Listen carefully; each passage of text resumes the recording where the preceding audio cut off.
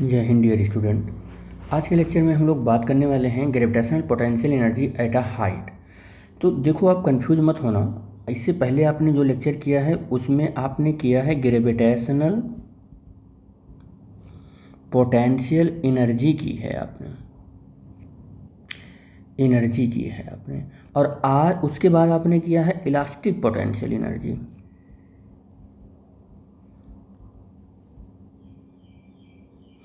लेकिन आज के लेक्चर में आप जो करने वाले हैं ना, उसका तो बिल्कुल मतलब सिनेरियो तो ग्रेविटेशनल पोटेंशियल एनर्जी जैसा ही है, लेकिन थोड़ा सा डिफरेंस है जो मैं आपको बताने वाला हूँ। ग्रेविटेशनल पोटेंशियल एनर्जी, पोटेंशियल गड़बड़ हो गया है, potential energy at a height करने वाले हैं हम लोग, ठीक है, किसी हाइट पर। तो देखो, अगर आपके पास कोई एक बॉडी है और वो अर्थ के सरफेस पर है, कोई एक बॉडी है और वो अर्थ के सरफेस पर है, तो अर्थ सबको पता है कि अगर इसके पास मास है जो कि स्मॉल एम है और अर्थ का मास जो कि है कैपिटल एम, तो ये अर्थ इस बॉडी को अपने सेंटर की ओर अट्रैक्ट करेगा। कितने फोर्स से अट्रैक्ट करेगा? विदाउट एनी एक्सेलरेशन, कोई एक्सेलरेशन मतलब नेट रिजल्टेंट एक्सेलरेशन मतलब ना हो, उस कंडीशन में ये बॉडी एम मास की बॉडी को अर्थ जो है जो अट्रैक्ट करेगा, वो लीस्ट फोर्स जो होगा वो लीस्ट फोर्स इसका वेट होगा। क्या होगा? इसका वेट होगा, यानी कि वेट ऑफ द बॉडी होगा। और वेट को हम डब्ल्यू से रिप्रेजेंट करते हैं। और ये मिनिमम जो लीस्ट फोर्स जिससे कि इसका अट्रैक्शन होता है, अर्थ का अट्रैक्शन होता है इस बॉडी को, तो वो किसके इक्वल होता है? वो एम जी के इक्वल होता है। एम जो होता है वो उस बॉडी का मास है जिसको अर्थ अट्रैक्ट कर रही है, और जी का मतलब होता है acceleration due to the gravity, जिसकी value 9.8 metre per second square होती है, यह होता है। तो इस फोर्स से चीज़ों को क्या करती है? अर्थ अट्रैक्ट करती है। ये हमेशा याद रखना। किसकी वजह से अट्रैक्ट कर रही है? मास की वजह से ये बॉडी अट्रैक्ट कर रही है। एक चीज़ और बताऊं कि जब आप अर्थ के सरफेस पर हैं और अर्थ के सरफेस पर इस बॉडी को ऊपर लेकर जा रहे हैं, तब आप कुछ वर्क कर रहे हैं, और वो वर्क किसके खिलाफ कर रहे हैं? अगेंस्ट द ग्रेविटी कर रहे हैं, अगेंस्ट द ग्रेविटेशनल फोर्स कर रहे हैं, ग्रेविटेशनल फोर्स कर रहे हैं। और अगर कोई बॉडी किसी हाइट पर है और उसको आपने फ्रीली छोड़ दिया, मतलब आप फेक थ्रो नहीं कर रहे हैं, आपने फ्रीली छोड़ दिया, या थ्रो भी कर रहे हैं, तो फिर उसको क्या होता है? थ्रो करते हैं तो सपोर्टिव फोर्स मिल जाती है ग्रेविटी का, और फ्री छोड़ देते हैं तो वो ग्रेविटेशनल फोर्स के अंडर वो गिरने लगती है। और जब ग्रेविटेशनल फोर्स के अंडर गिरने लगती है तो आप वर्क करते नहीं, आपको वर्क मिलता है। तो ये सारी कॉन्सेप्ट को आपको याद रखना होगा। ये जो gravitational potential energy eight height है, इसे हम स्मॉल यू से लिखते हैं, कैपिटल यू से लिखते हैं। किससे रिप्रेजेंट करते हैं? कैपिटल यू से रिप्रेजेंट करते हैं। ये सब बातें आपको पहले भी मैं लेक्चर में बता चुका हूँ, लेकिन इस लेक्चर में फिर से हमने रिपीट कर दिया। दूसरी बात अब कि अगर ये वेट जो है लीस्ट, इसका जो बॉडी का वेट है, यही वेट लीस्ट फोर्स है विदाउट एक्सेलरेशन किसी बॉडी को अर्थ के अट्रैक्ट करने का, तो फिर यही वेट जो होगा वो एफ के बराबर हो जाएगा, एफ के बराबर हो जाएगा। मतलब एफ इज इक्वल टू किसके बराबर हो जाएगा? एम जी के इक्वल हो जाएगा। यही किसके इक्वल हो जाएगा? एम जी के इक्वल हो जाएगा। याद रखना ये, ठीक है। लेकिन ये भी याद रखना कि ये बॉडी अगर मोशन में है भी वर्टिकली, तो बिल्कुल एकदम सीधी लाइन में ऐसे मोशन में है, तब ये इस केस में हम एम जी की बात कर रहे हैं, इसी केस में हम एम जी की बात कर रहे हैं, ठीक है। तो हमें पता है कि अगर इस बॉडी को यहाँ यहाँ यहाँ ऐसे लेकर जा रहे हैं तो हमको ग्रेविटेशनल फोर्स के अगेंस्ट कुछ वर्क करना पड़ेगा, और this work is stored in the form of gravitational potential energy. तो हमें उसका फार्मूला मालूम होना चाहिए, force of gravity, force of gravity और इनटू डिस्प्लेसमेंट, डिस्प्लेसमेंट। अब फोर्स ऑफ ग्रेविटी mg होता है और डिस्प्लेसमेंट हमने h का कर दिया है। मान लो ये h हाइट लेकर गए हैं ऊपर, तो ये W इज इक्वल टू क्या हो जाएगा, mg हो जाएगा। और हम ये भी बोल रहे हैं कि this work is stored in the form of the potential energy.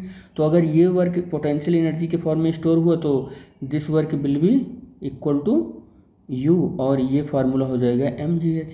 तो this is the formula of the gravitational potential energy at a height h हो जाएगा। ठीक है, यही फार्मूला हो जाएगा। बेसिकली हमारी जो हेडिंग थी उस हेडिंग का एम यही था कि यही फार्मूला आपको समझाना था। लेकिन देखो ये हाइट है ना, ये जो आपने फार्मूला देखा, ये फार्मूला क्या है, ये फार्मूला है क्या चीज़, UH is equal to mgh है। h हाइट पर ये एनर्जी है। आप सोच लो कि अर्थ का ये सरफेस है और अर्थ के सरफेस पर यहाँ पर अगर बॉडी है और इस बॉडी को ऊपर लेकर गए हैं, यहाँ पर लेकर गए हैं, h हाइट पर लेकर गए हैं, h हाइट पर लेकर गए हैं, तो यहाँ तो h हाइट है ही नहीं, h हाइट इक्वल टू 0 है। तो यहाँ पर पोटेंशियल एनर्जी क्या होगी, mg और 0 और u1 इसका नाम दे दें तो ये 0 हो गया। और इस वाले हाइट पर h मिल गया है हाइट, तो इस यहाँ पर पोटेंशियल एनर्जी क्या हो जाएगा, u2 इज इक्वल टू इतना। तो चेंज इन पोटेंशियल एनर्जी की बात कर लें अगर हम, तो चेंज इन पोटेंशियल एनर्जी अगर हम देखें डेल यू, तो कितना हो जाएगा mgh, कितना हो जाएगा mgh, mgh हो जाएगा, mgh हो जाएगा, यही मिलेगा क्योंकि इसकी जगह पर तो mgh रहेगा ही और यहाँ 0 हो जाएगा तो mgh ही तो मिलेगा। तो del U is equal to mgh मिलेगा, mgh मिलेगा। यहाँ ऊपर लेकर गए हैं, सोचो कि अगर मैं अर्थ के सरफेस पर न रखकर किसी हाइट यहाँ से और यहाँ तक लेकर जाता है, दूसरे में बात कर लें, ये मान लो अर्थ है और मैंने इस बॉल को यहाँ पर देखो, ये h1 हाइट है, h1 से h2 पर लेकर चले गए हैं, h2 पर लेकर चले गए हैं, यहाँ पर लेकर चले गए हैं। तो यहाँ पर एनर्जी बता सकते हो आप, u1 इक्वल टू mgh1, और यहाँ पर अगर लेकर गए हैं तो u2 इज इक्वल टू कितना हो जाएगा mgh2। अब आप ज़रा देखें कि चेंज इन पोटेंशियल एनर्जी देखें ज़रा, चेंज इन पोटेंशियल एनर्जी, तो del U is equal to u2 minus u1 हो जाएगा और u2 की वैल्यू कितनी आ जाएगी mgh2 माइनस mgh1, यही तो हो जाएगा, और mg कॉमन हो जाएगा और h2 माइनस h1 हो जाएगा। और बेसिकली आप यहाँ देख रहे हैं कि h2 is greater than h1 है, इसका मतलब यहाँ पर जो पोटेंशियल एनर्जी आई ना, वो पोटेंशियल एनर्जी कुछ और नहीं बल्कि वो गेन इन पोटेंशियल एनर्जी है, गेन इन पोटेंशियल एनर्जी है, गेन इन पोटेंशियल एनर्जी है ये। और अगर यही बात ठीक दूसरी सिनेरियो में बात कर लें हम, कि मान लो कि ये अर्थ है और ये बॉडी यहाँ पर थी h2, ये बॉडी यहाँ पर थी h2, और इस बॉडी को A पोजीशन से हम B पोजीशन पर ले आए। अब ये हाइट कितनी हो गई h, इसका नाम दे देते हैं h1, इसका नाम दे देते हैं h2, अभी इतनी हाइट पर। तो यहाँ पर initial potential energy U equal to कितना हो जाएगा mgh1, और यहाँ पर सेकंड पॉइंट है ये, तो mgh2 हो जाएगा, ये U2 इक्वल टू।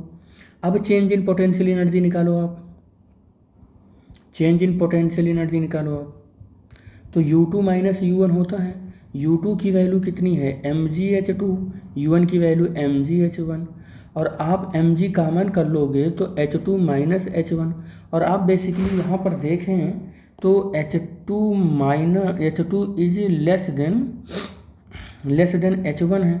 अब आप देखो इस वाले बात को, h2 माइनस h1 को, तो h2 मेरा छोटा है h1 से, तो ये जो है ना वो नेगेटिव में मिलेगा। क्या मिलेगा, ये h1 माइनस h2 नेगेटिव में मिलेगा, और अगर ये नेगेटिव में मिलेगा तो ये और कुछ नहीं है बल्कि ये क्या है, लॉस इन पोटेंशियल एनर्जी है। क्या है ये, लॉस इन पोटेंशियल एनर्जी है, याद रखना, पोटेंशियल एनर्जी है ये लॉस इन पोटेंशियल एनर्जी है। ठीक है, समझ में आ रही है इतनी बात।